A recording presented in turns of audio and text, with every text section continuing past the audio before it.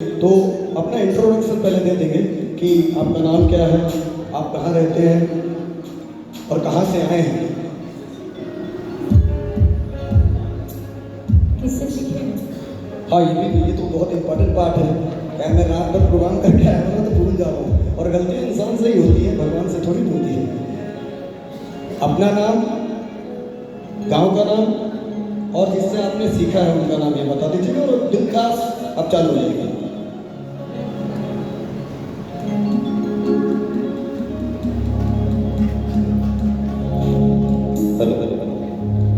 मेरा नाम प्रदीप कुमार साहू है और मैं कानपुर से आया हूँ।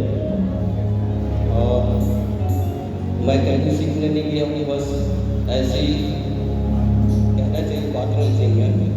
अच्छा, बाथरूम में गाता है। बढ़िया बढ़िया।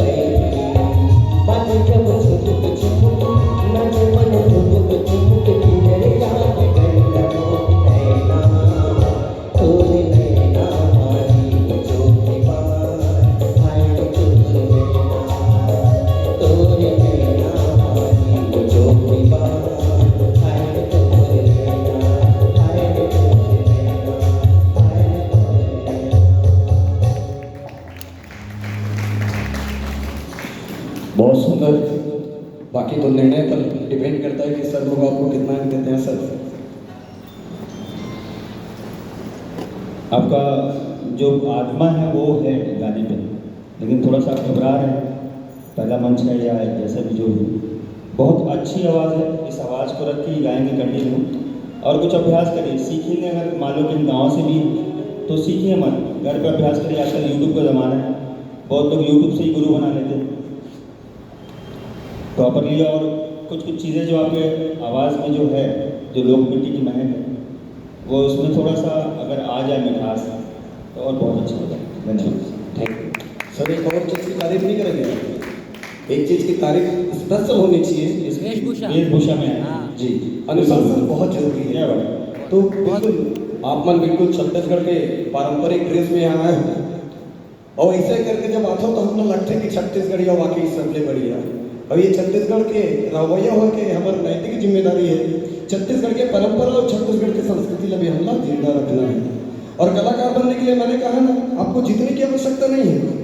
आपने अगर किसी के दिल में जगह बना ली तो आप अपने आप जीत गए, है ना भी। न थन अमर रहता है, न धनवान अमर रहता है, रूप अमर रहता है, न श्रृंगार अमर रहता है, मगर किसी ने कहा है सच मेरे दोस्त कि कला के साथ हमेशा कलाकार अमर रहता है, कला के साथ हमेशा कलाकार अमर रहता है, कला के साथ हमेशा कलाकार अमर रहता है। गायन या प्रस्तुतिकरण बहुत मायने नहीं रखता है, मायने लगता है कि आपका व्यवहार कैसा है, आपकी शालीनता कितनी है। और शालीनता अगर सीखना है तो हनुमान जी महाराज से सीखिए। बाल्यकाल में जिसने पूरा सूर्य ले लिया, जो शिव के 11वें अवतार हैं, जिसने पूरा लंका का लंका जला डाला, उससे अगर पूछा जाए हु आर यू, कौन हो तुम, वो नहीं कहते या ग्रेट हनुमान, वो कहते हैं मैं राम का एक छोटा सा दूत हूँ। ये उनकी शालीनता है। तो इस शालीनता पर भी आप ध्यान रखें, चूंकि मैं पहले ही बता चुका हूँ समय का बहुत ज़्यादा ध्यान रखना है।